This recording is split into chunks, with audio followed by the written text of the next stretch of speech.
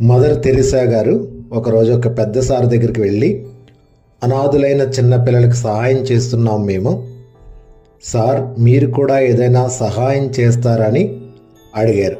అయితే sir mother Teresa గారి మీద ఉమ్ము ఊశారంట.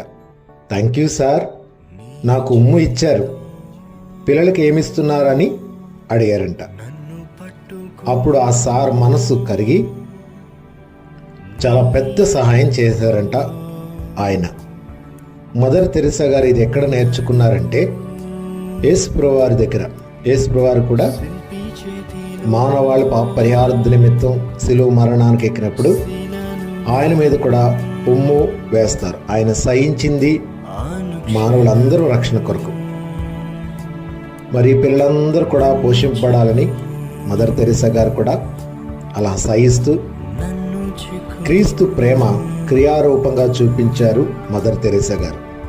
ఈరోజు మదర్ తెరిసా గారు పుట్టినరోజు జ్ఞాపకం చేసుకుంటూ ఒక చిన్న సందేశం.